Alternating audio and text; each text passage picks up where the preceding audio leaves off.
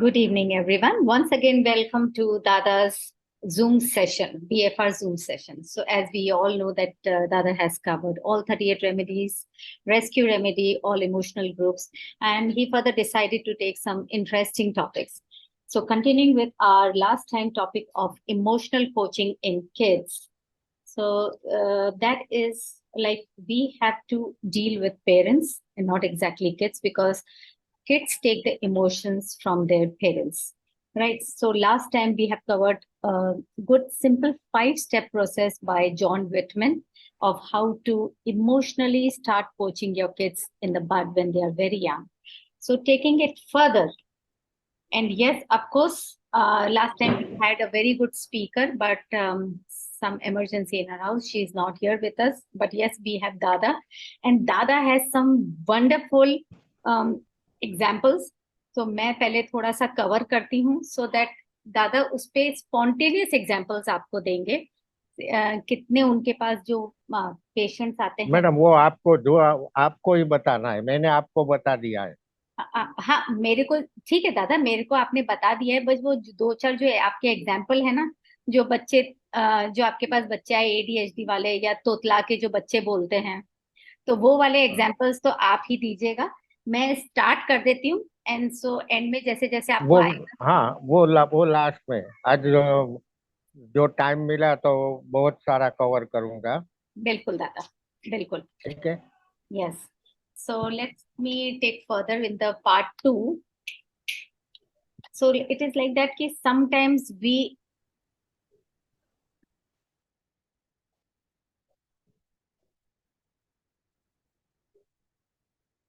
आज आपके यहाँ नेट का इश्यू है।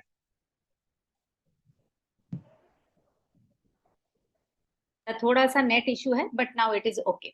Okay, so let me start with this today that sometimes we as parents we either बोलते हैं ना कि बच्चे जब तुतला के बोलते हैं या we as parents we smile or take it lightly जब बच्चे बड़ों को एक्सप्रेस करते हैं उन्हीं के इमोशंस में। जैसे कभी कोई फादर को देख लेते हैं अपने बॉस से बात करते हुए या मदर से बात करते हुए या वाइस वर्सा, तो जनरली जो बड़े बड़े एक्सप्रेसिव इमोशंस होते हैं ना बड़े लोगों के गुस्से में, डैम इट, गॉश इट, तो वो बच्चे जब गेस्ट के सामने रिपीट करते हैं या जब बोलते हैं तो पेरेंट्स और गेस्ट कई बार है ना मुस्कुरा देते हैं। They feel they feel very funny कि बच्चा ऐसा बोल रहा है, तो उस वक्त बच्चे को लगता है okay this is acceptable. But immediately after the guest are gone, तो कई बार बच्चों को डांट भी पड़ जाती है, ये कौन सा तरीका है। तो बच्चा कंफ्यूज हो जाता है कि अभी तो सब जने मुझ मेरी बात पे हंस रहे थे और अब मुझ पे गुस्सा कर रहे हैं, मुझे मम्मी पापा डांट रहे हैं, पर ऐसा तो ये खुद भी बिहेव करते हैं। So you are throwing kids into a confusion array in a sense, like when you are speaking in that way it is okay, but when kids are speaking that way, so it is absolutely not okay. So in a same manner कि वो ये सोच कि like if a if a person is talking to their partner or if the boss is acting in a some way, so that is not acceptable. But when a kid is doing this, so it is acceptable in front of guests, but again you are doing a different u-turn when the guests are gone. So this is throwing a kid into a confusion state. उसको ये नहीं समझ में आता है कि मैं गलत कर रहा हूँ या नहीं कर रहा हूँ. So from here, deterioration of the emotions start happening. A confused kid is born. A confusion starts building up in their nature. Likewise, कई बार कैसा होता है, many parents they dismiss their fears and upset when the kid is upset, specially during night जब बच्चा नींद से एकदम घबरा के उठता है, पेरेंट्स के पास आता है कि मुझे ऐसा हुआ, मुझे ऐसा सपना आया। सो कई बार पेरेंट्स बोलते नहीं ऐसा कुछ भी नहीं होता है, तुम सो जाओ, ऐसा कुछ भी नहीं हुआ। So you are not listening to what a kid is saying, so you are just eliminating their fears by not talking to them, by not letting them speak up. So in this way, when the elders they eliminate the fears without listening, so again the kid is losing confidence in themselves. वो confuse तो हो ही रहा है और अपने अंदर का confidence जो उसका है वो भी लूज हो रहा है, because now from here the fear is building up.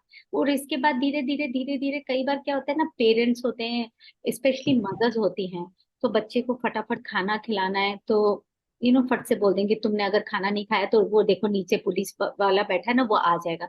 So with these tiny examples, you are building up that fear in your child, various kind of fears, and at the same time you do not want to speak about this fear because you are not looking from the perception of a child. आपका perception different है because you are an adult, you are grown up. पर बच्चे का perception बच्चे वाला ही रहेगा. So when you do not speak to them, when you do not let them voice, you are building up fear in them. They are losing the confidence. They are becoming a confused personality. No child is born ADHD. No child is born with any disorder. But the parents' behavior in them, the parents' behavior towards them is building up all these things. So now here, as I say, the deterioration of emotions begin.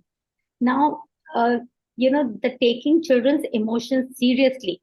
Actually, if you do not take their emotions very seriously, we know what they are becoming. But what it requires a lot of empathy. It requires a lot of love. It requires a lot of listening skills and seeing their emotions in their perspective. तो ये सारी चीजें बहुत सारा patient का काम करती हैं. You know, a parent has to have patience in them to understand what a kid is saying. और जरूरी नहीं है कि आपके पास जब टाइम हो उस वक्त ही बच्चा बोले.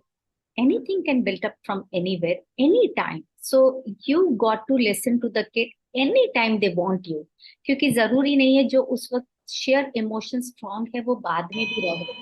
बाय द टाइम किसी और ने वो चीज हैंडल कर ली होगी. So you are building up double confusion in them. I will give you one very nice example.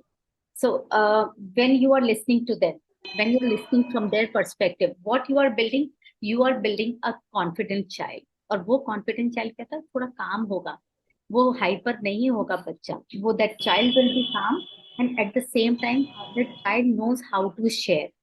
ये शेयरिंग हैबिट जो सिंगल चाइल्ड होता है इसमें नहीं होती, वो ऑटोमेटिकली आती है. जरूरी नहीं है सारे सिंगल चाइल्ड शेयरिंग नहीं हो, वो शेयर करना जानते हैं. And that comes from parents. वो कॉन्फिडेंस होगा when they will be able to speak up, so that child will be overall calm, they will be overall confident. Or confident child knows how to share their stuff, confident child knows how to share their talk, how to share their emotions, right? This way they are easily making new friends, and they are like you can say, at the same time when they are playing they are not bullying others, and at the same time they are very calm. And there is a difference, they are very energetic. There is a mild hairline difference in being energetic and in being very hyper. So when a person or when a child is calm, they can be energetic, but when they are not calm they are hyper.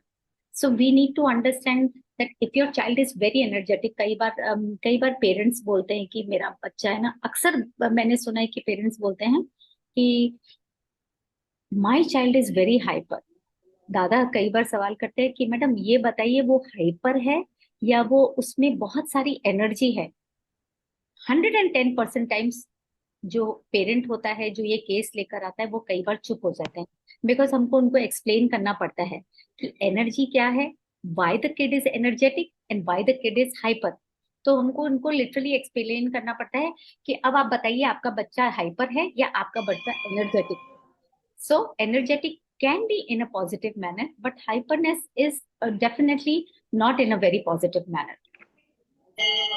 So now from here we can understand how very subtly parents' behavior come in a child. So many times I tell parents that it is very important how you behave in front of your kids. They will not listen to you after a certain point. You can't be authoritarian. They will watch you, and they are watching you every morning. So your behavior pattern is going into your child. So many times I see my behavior pattern in my son, in my kid. I was little hyper in a sense. I was very impatient. That I can see in my son, that he too is impatient. Okay, fine. Likewise, I took a little bit of time and energy to understand all these factors. But this, if you can understand as a new mother in a bud, that is very good. So as a parent, you can be of, there can be 3-4 types of parenting, but we will discuss here two type of major parents. एक होते authoritarian parents. Authoritarian parents जो होते हैं, they never give any sort of freedom to the kid. There is absolutely no say of a kid. उनके जो माँ बाप के जो लाइक्स एंड डिसलाइक्स होंगे वो बच्चे को ओबीडियंटली मानना है। उनके ऊपर पूरा बच्चों का दबाव रहता है। ऐसे बच्चे कैसे होते हैं? ऐसे बच्चे होंगे, they will be like irritable child, short tempered child, conflicted child, confuse child. क्योंकि सब टाइम मम्मी पापा ही बोले जा रहे, उनका कोई परसेप्शन नहीं है सोचने का भी ना बोलने का। वो दूसरे बच्चों को देख रहे हैं तो वो कंफ्यूजन हो रहा है, because they can not discuss with the parents की वो बच्चा तो ऐसे करता है, आप मुझे ऐसा क्यों बोल रहे हैं करने के लिए। So this kind of a parent is authoritarian, and definitely these kind of kids they become conflicted, irritable, very short tempered. they will not listen to anyone and they will become violent in slowly in near future. और एक दूसरे तरह के parents होते हैं authoritative parents.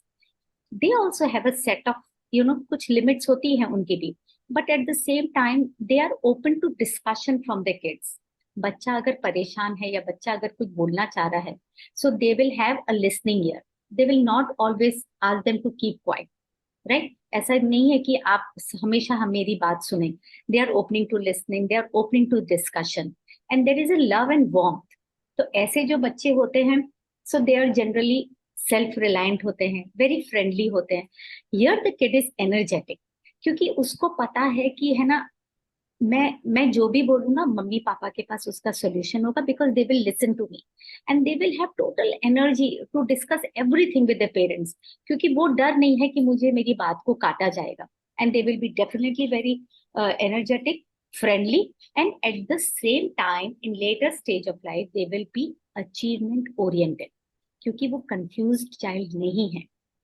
सो ये दो तरह के पेरेंट होते हैं। अब आपको ये समझना है कि आपको एक बिल्कुल ओबीडियंट, कई बार कैसा होता है ना कि गेस्ट आते हैं ना, बहुत आपका बच्चा बहुत अच्छा है, बहुत ओबीडियंट है, everybody likes an obedient child, but it is you have to understand obedience can be two veg.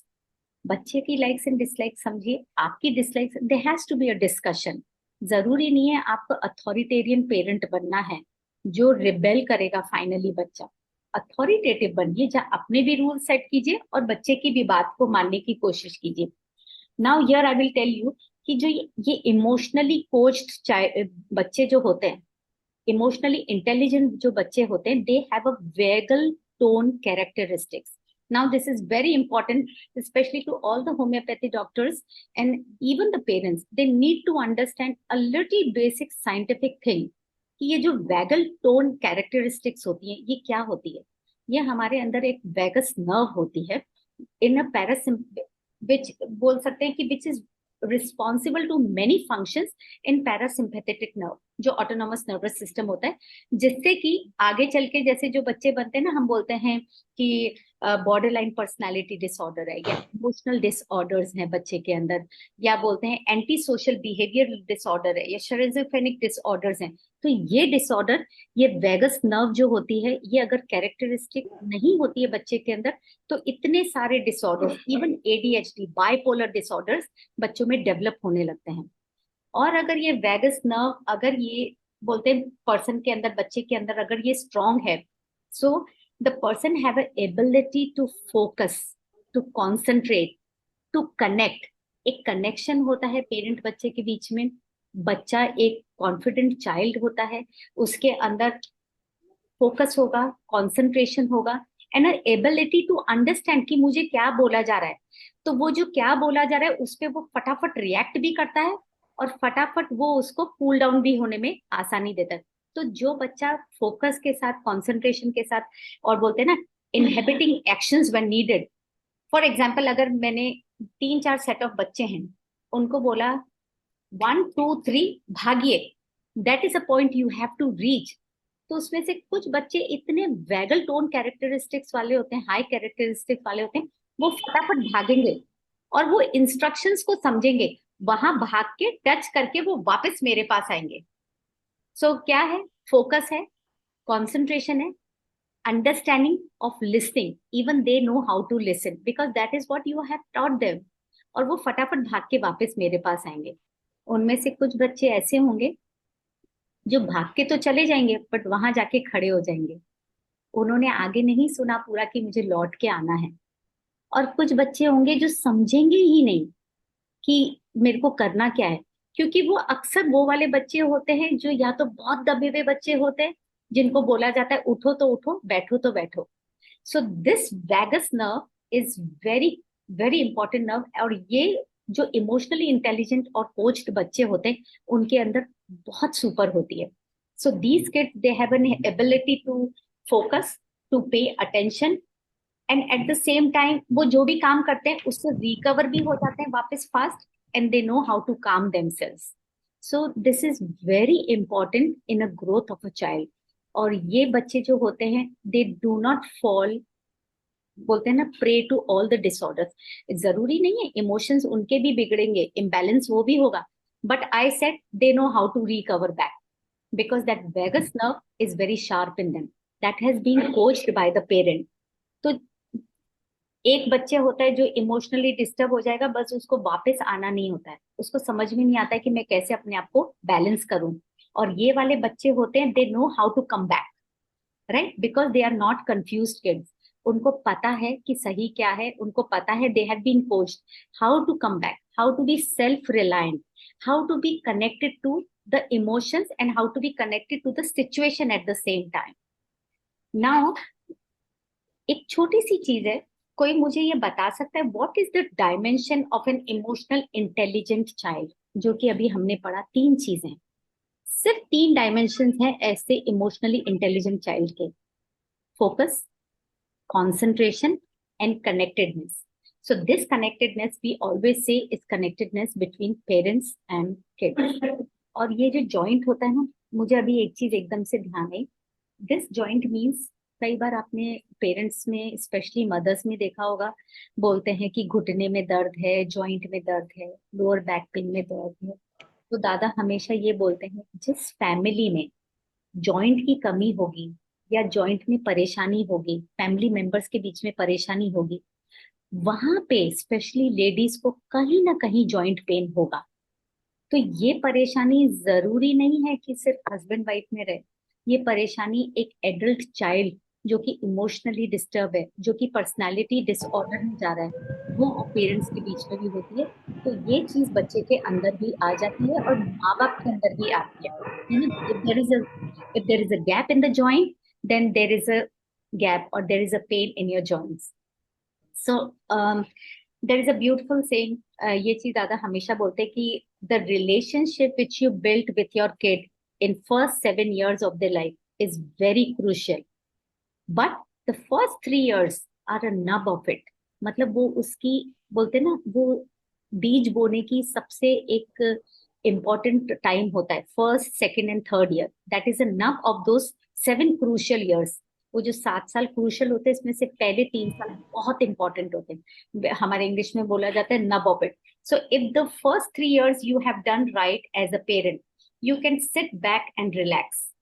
और नहीं तो you will, as a parent, you will have to face that disorder in a child for a very very long time। और वो आपके लिए एक बहुत परेशानी का मैटर बन जाता है। फिर हम बोलते हैं मेरा बच्चा एडीएचडी है, या मेरे बच्चे को ये प्रॉब्लम है, या बहुत हाइपर है, बट ये कभी हम एक्सेप्ट नहीं करते कि कहीं ना कहीं हमारी फॉल्ट है उस बच्चे को बड़ा करने में। हमेशा उसको हमने मना कर दिया, नहीं अभी मेरे पास टाइम नहीं है, हम बाद में बात करेंगे, नहीं तुम्हें ये नहीं करना, बस अभी बहस मत करो, बस कह दिया ना ऐसे करना है तो ऐसे करना है। Those are the things that make them emotionally very weak child। So without connection, of course, a child cannot survive in today's world, what in any time of the world। कभी भी बच्चा बिना कनेक्शन के कभी बड़ा नहीं हुआ है। इन अ, बोलते हैं ना, in a when a child is devoid of that adult attachment, वो कहाँ ढूंढता है वो अटैचमेंट? फिर वो अपने पीयर ग्रुप्स में, वो अपने फ्रेंड सर्कल में ढूंढने जाता है। वो फ्रेंड सर्कल जो होता है, फिर वो अपने मॉरल्स होते हैं फ्रेंड सर्कल, वो अपनी बातें बताएगा, वो उनके टीचर्स बन जाते हैं, वो एक दूसरे के टीचर्स बन जाते हैं, बट वो भी तो बच्चे ही हैं। उनका भी लेवल ऑफ थिंकिंग, उनका भी level of saying is the same way. हो सकता है वो दूसरे बच्चे भी कंफ्यूज हो। अब क्या हो रहा है, बच्चा उनकी बातें सुनता जा रहा है। Now parents at certain age want that they should listen to them. But what happens now, kid is pushing the parents away because जब उसको जरूरत थी पेरेंट्स के पास टाइम नहीं था. Now he has a very good set of peers, उसके friend circle हैं. So when the kid is pushing away their parents, because their mind is different from the morals what the parents are teaching, which is very difficult to understand for a child, because ये competition जो है ना वो बच्चा handle नहीं कर सकता. दो डिफरेंट फ्रेंड्स कुछ और बोल रहे हैं, मम्मी पापा कुछ और बोल रहे हैं. तो that kind of competition no child can bear it. So they push their parents away. और वहां से चिढ़, आप मुझे कुछ मत बोलो, मुझे पता है मुझे क्या करना है. वहां से हम बोलते हैं कि मेरा बेटा मुझे सुनता नहीं है, मेरी बेटी मुझे सुनती नहीं है. सामने जवाब देते हैं, बदतमीज हो गए हैं, वॉयलेंट हो गए हैं, गुस्सा करते हैं, कमरे का दरवाजा जोर से बंद कर देते हैं. But this is what you have sown, so this is what you read. So this is up to you कि आप कैसा बिहेव कर रहे हैं. So your behaviour pattern is very important. Please watch your behaviour. Please watch what you are speaking, how you are speaking. Your child is picking up. Every second the child is picking up. Well, it's never ending discussion like, but yes, of course, as parents, we can do this thing that we can discuss, keep on discussing with a child, give them an opportunities to speak. उनको बोलने की इजाजत दीजिए कि वो क्या चाहते हैं या उनका लेवल ऑफ परसेप्शन जो भी है उसको सुनने. So you need to have a good listening ear. आप बाद में बता सकते हैं कि ऐसा करना चाहते हो तो तुम कर सकते हो, बट शायद ये हो सकता है, ये गलत हो सकता है. सो you are giving them options to choose. So let them choose, but give them the options at least. And when can you give them the options? Only when you can hear what they are saying. तो सुनना सबसे बड़ी art है, without judging. So yes, discussing like this parent topic, it is a never ending. ये कभी भी खत्म ना होने वाला टॉपिक है. But in our next session we will understand कि what is the right manner for the parent to speak, कि भाई सही तरीका क्या है. We will do that in the next session. But right now we will go to Dada because he has some wonderful things to say. In fact, इससे पहले उन्होंने weekend से पहले मुझे बताया था कि इस पे ऐसे तुम्हें लिखना है, तो ऐसे तो मैंने इंग्लिश में लिख दिया with his examples. But of course he is going to share few examples. Dada, to you.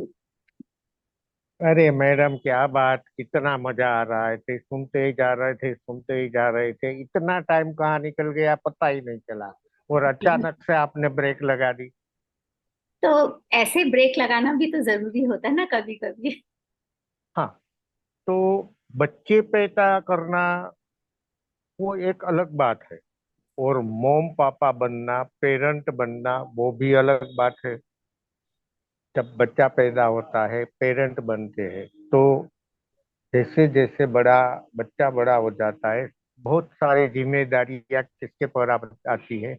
मोम के ऊपर. बहुत सारे दुख कौन सहन करती है? मोम.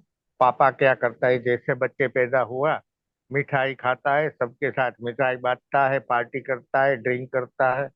और मोम डिलीवरी के बाद में 1 महीना 1.5 महीना तक, एक और बैठो खाने में, ये मत खाओ, वो मत खाओ, ये नहीं खाना, वो नहीं खाना, बट ये भी जरूरी है.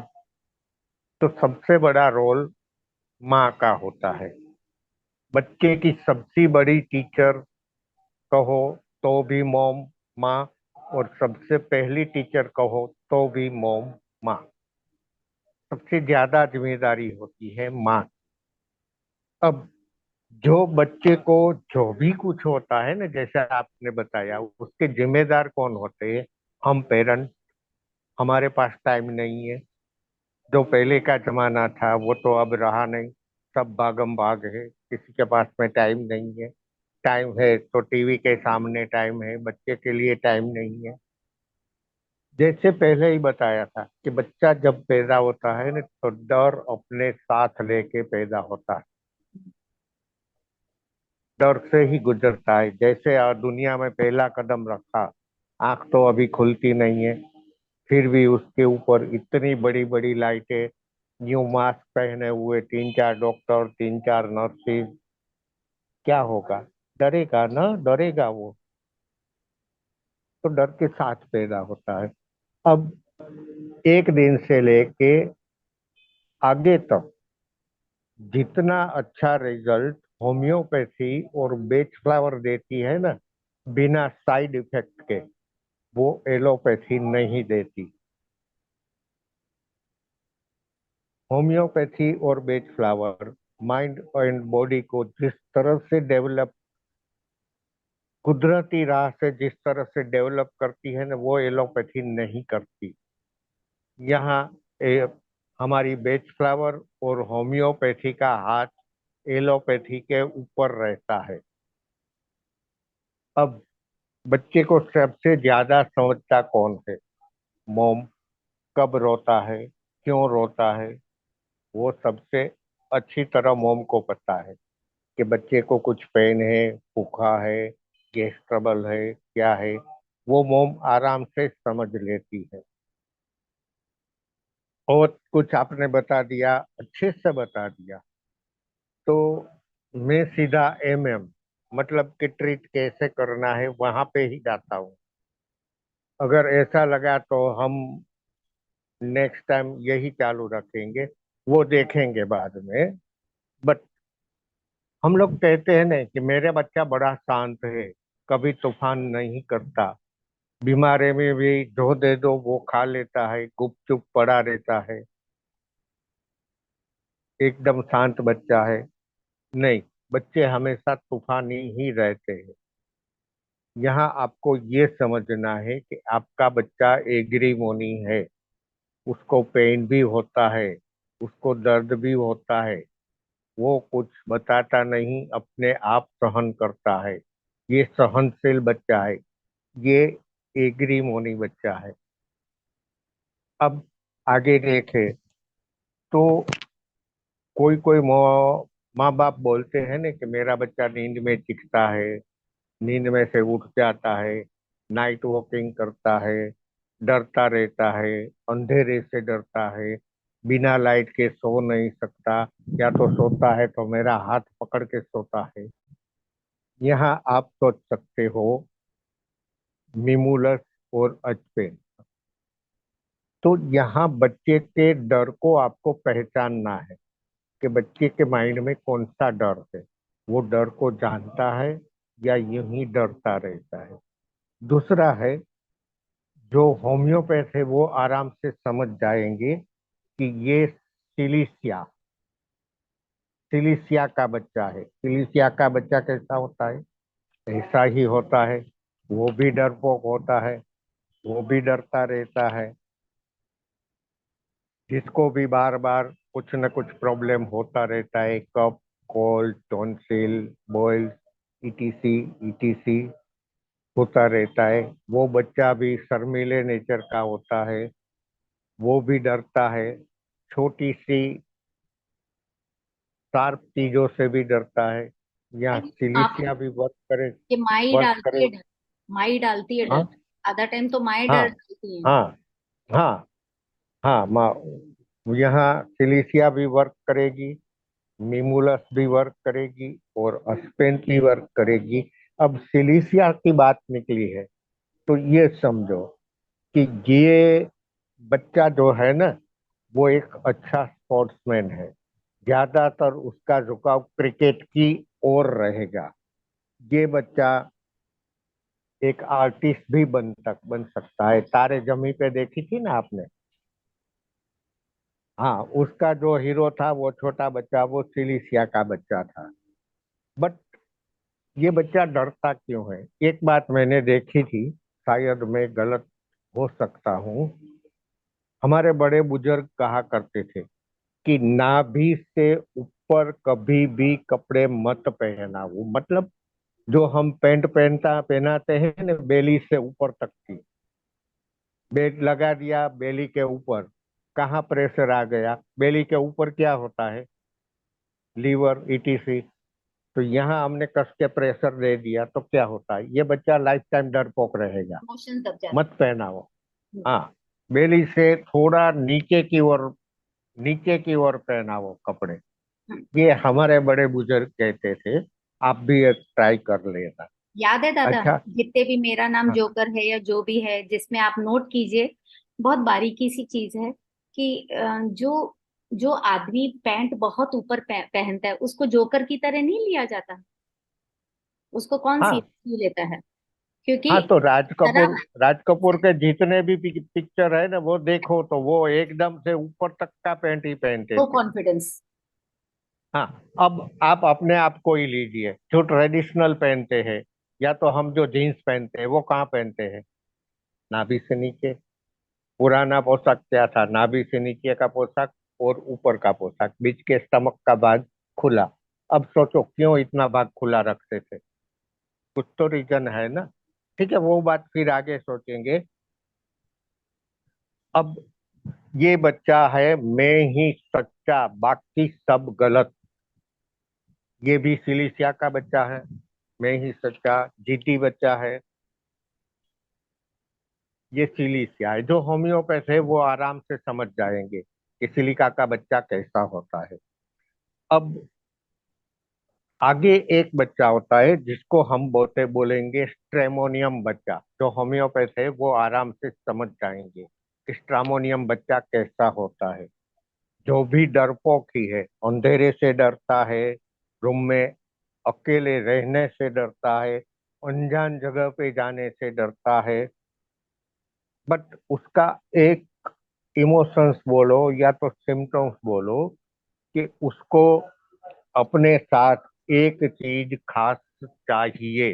कि जैसे कि उसके हाथ में आप हमेशा एक कपड़ा देखोगे, वो हमेशा एक कपड़ा लिए बैठेगा। या एग्जैक्टली। तो एक कपड़ा टॉय होता है, एक कपड़ा टॉय यूं होता हाथ, हाँ हाँ, कपड़ा यूं हाथ में होगा और थंब सकिंग करता रहेगा। है, ये सिक्योरिटी। स्ट्रामोनियम है।